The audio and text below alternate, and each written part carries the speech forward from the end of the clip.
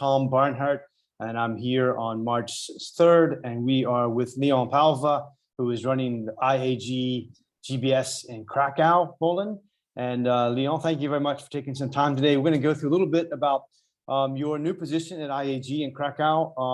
And please, before we go into some more details, give us a bit of intro about who you are and how you've ended up at IAG before we start into some details. So my name is Leon Pauuwe. I'm originally Dutch, nationality is Dutch. I've been working in financial shared services for more than 15 years, mainly in Philips, later Philips Lighting, which became Signify. Before that, I have some experience in HR outsourcing and IT outsourcing companies. So my last job was with Philips, where I set up their captive finance services center around the finance processes. In Łódź. In Łódź, Poland. And for the 1st of December, I joined IAG GBS in Krakow as the director of operations. Great. Well, tell us a bit about IAG GBS in Krakow. I mean, of course, you're an airlines group, but go through some details of what the structure is, and then what are the process you're running in? What are the processes that you're running out of the GBS there in Krakow? Yeah. So IAG GBS is the global business services organization for international airline groups. So in that sense, our main countries are UK, Spain, and Ireland. There we have the airlines. And we are supporting various services. So we do financial services out of Krakow, which is on the one hand finance operations, on the other hand financial planning and analysis, but also treasury activities are performed out of Krakow. We do also business operations. So we do operations which are normally done within the airline, within airports, towards our loyalty program. As you might know, we have also IAG Loyalty as one of the operating companies, and we're supporting them with the Avios program. And then we have, next to that, we have procurement as well. So we do also procurement, direct and indirect, and we have an IT part also in Krakow with business intelligence, etc. So how many people in general do you have in Krakow today, and what are the sectors or the divisions which perhaps kind of how do they break down? And I'm going to guess that the IT is growing like fire, like everywhere in the world, but tell us a bit about the growth of those particular divisions. Yeah, so in that sense, if you look at my area of responsibility, which is operations, which is the finance part plus the business operations. So there I have in Krakow more than 200 people in-house. And if you look at procurement, that's another big chunk of people. But GBS, you need to be aware, GBS is located in multiple locations. So we have GBS people also in Spain and in UK as well. So GBS is an island, sorry for that, island as well. So we have GBS organized across those 4 locations. So in total, it's around 1,000 people, the whole of GBS. In Krakow, we have more than 450 people, around 450 people. And then you need to be aware we have also outsourced operations. So we have in an offshore environment another 1,000 people. Okay. And I mean, go ahead. Yeah, so everyone knows that the airlines got hit hard in COVID times. Obviously, that impacted the top line significantly of any travel-related businesses, airlines, rental cars, etc. So you guys were forced with almost so-called gun to the head to make changes very quickly.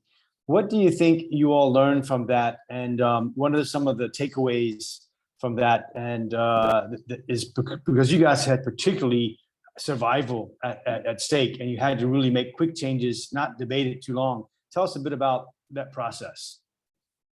Yeah, we had to adapt very fast to the new situation, and cash is king in that sense. So safeguarding our cash flow was one of the key elements, but also taking care of people, because in a COVID environment, everybody went to a working from home environment. So 1,000 in-house, 1,000 offshore, let's say outsourced. So it was quite a challenge to move everybody, but within a matter of days, and not weeks, but in a matter of days, we moved, let's say, all 2,000 people into a working from home environment. That's at least to continue operations for us as an IAG GBS organization. But if you look at what GBS delivered to the group, we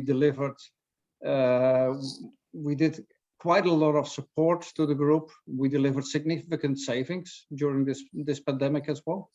We adapted to the challenges, and we brought really good opportunities for the organization, and we made sure that the organization is right-sized for the future. So we looked also at our own organization. What can we improve? What can we do differently? And how to move out of the pandemic much stronger than we went into there. How much of the process automation, RPA, was part of the solution for you guys? I'm curious how you adapted that more quickly than you might have otherwise. Was that part of the solution? Yeah, I think opportunities in automation are always there. So we always look into opportunities for further automation. But first of all, we needed to safeguard our operations during pandemic. That was really the main focus. And also some of the volumes went down. As you know, with flying around the world, you are also traveling a lot. There were not that many flights. So also volumes in some areas went down. And we needed to become more flexible as a company as well. So that was the key focus. But in the meantime, we also looked at automation opportunities. We looked at how to further optimize our IT landscape. IAG only recently, just before pandemic, implemented SAP S/4HANA. So in that sense, that was a big step for us as a group. And we're looking at enhancing all kind of different things, like robotics, RPA, like we implemented the chatbot also during this time, which takes away lots of efforts as well, which is now still internally focused, but which will focus also on suppliers in the future. They will have access to that as well. So we looked into various opportunities of automation, and there is still quite a list to go. And yeah, I think we have also a drive to do much more with data analytics, and especially data mining, process mining kind of thing, as we want to become the organization in IAG which has all the data, which can drive the changes, transform the organization, the operating companies as well. So tell me about the workplace, how that's working for you guys. Are you all policy-wise back in the office, not in the office, flexible? What is the official policy for you guys? Yeah, so during COVID, we went, during the pandemic, we went all in a working from home environment. We always kept the office open, so that's maybe important to mention. So depending on business needs or individual needs, sometimes people have no possibility to work from home. The office was still open. But if you look now at the current situation, we worked already pre-COVID in a hybrid model.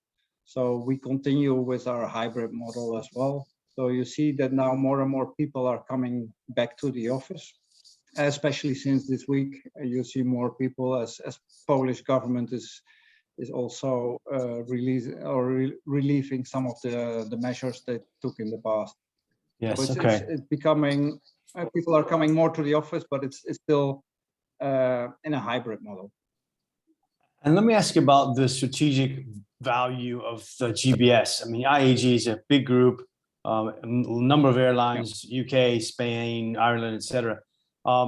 is it viewed within the group, the GBS, as a kind of a cost center or a strategic center? Give us an idea of the gravitas of the GBS.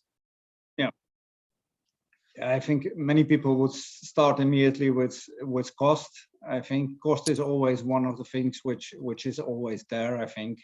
And when you optimize things across operating companies and you offshore certain activities, then there is of course a cost benefit, but we are seen as a strategic part of the company.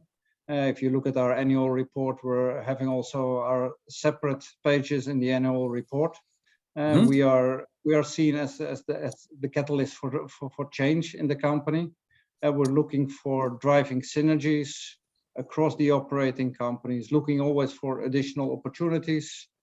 And we are also helping with the whole journey towards sustainability, because it's important to mention that IAG is the first airline who committed to net zero emissions for scope 3, which is including supply chain, by 2050.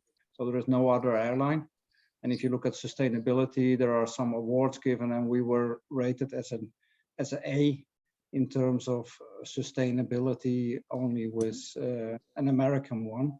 So the other European ones are much further away in terms of sustainability. And for us, it's also about having a better world, a better place for people to live in. Of course, that's crucial for us as well. But I think we bring lots of improvements, transformation, synergies across the group, and we're driving also our own agenda in that sense. And let me ask you about your next 2-3 years plans, not of IAG, but GBS, assuming within the IAG group. How do you see the priorities for you guys next few years? And what I didn't ask you about was the team that you have.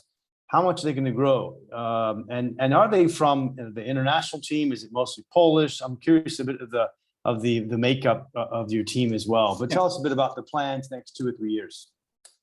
Yeah, I think first of all, when I came here, I think it's really an amazing company. I think it's really, it was recognized global brands. I think if you look at the industry, the airline industry is very dynamic. COVID was maybe not a good one, the pandemic, but it's a very dynamic environment. But if you look at the people, I found really a great workforce, diverse one. So diversity is for us also important as well. Even if you look at our management committee in GBS, there is a well balance in terms of gender, but also in terms of nationalities. And that's also what you see in Krakow as well. We have a lot of different nationalities here. So it's not, let's say, mainly Polish. No, it's really a mix of many different nationalities. And that's key, I think, in the organization. So we are an international organization. And yes, we have 4 locations, but if you look in Krakow, it's really very international environment. Great. I'd like to be there. Next time I hope to meet you in the office in Krakow. I'd like to see your operations there as well. So the next couple of years, if I look at this crystal ball, as you wrap up this interview, let's wrap up in a couple of minutes, but I wanted to get a feel for where you're going to grow. What area is going to grow? Are you seeing more services coming in from your parent companies?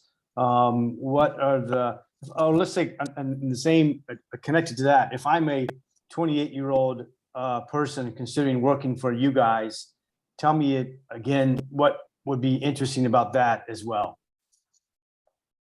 I think one of the interesting things is our digitalization roadmap. I think there's a great opportunity to further automate, make processes touchless, and digitalize the whole end-to-end across the value stream. I think we're very much looking into this one. We know it will have implications, but mainly in the outsourced operations, because if you would look at other outsourced operations, that's many of them are traditional things. If you look at the finance ones, and I'm sure in due term we will be able to digitalize 85% of these processes to have around 15% kind of exception handling in those processes. So we want to lead the pack in terms of digitalization, automation, the whole way we look at data analytics. So that's one part. On the other side, we're taking on more and more scope into the GBS. So we're looking into more and more opportunities to bring more scope into GBS. So that's why I said before already, we're looking into synergies within the company.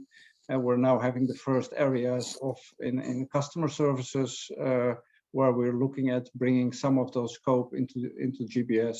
What we did during a pandemic was we set up a new service which was called Right to Fly. You need to have all your papers in order to be able to fly during this pandemic. So we set up a whole new service together with, in this case, with our outsource provider. But we set up a whole new service specifically around that to deal with all the formalities and all the different countries in the world which have all different requirements. So that was quite a challenge. But that's also one of the examples where we accelerated during COVID, and where we're also looking for more and more other opportunities. Customer service area is one, but there are other things in the airline and airport area where we can do more as well. Okay, good. Well, Leon, thank you very much. Very, very interesting. I find it interesting you're doing treasury management there as well inside the operations. I see that more and more in a few places. Not very many people are doing it yet, companies, but I see it more and more popping up occasionally. Quite interesting. That's a much more sophisticated services as well within the group. Great. Thank you very much. Any other comments that you want to mention about you guys in Krakow? If not, we will see you in a few weeks here in Warsaw at our awards event, right? Yeah. No, I want to thank you very much for the interview, Tom. I think Krakow is an amazing place. So I like the change also, and an amazing company here. So I'm totally have lots of energy to make the next steps with the organization here as well. Great. Well, congratulations. Thanks very much, and good luck with it, and hope to see you next.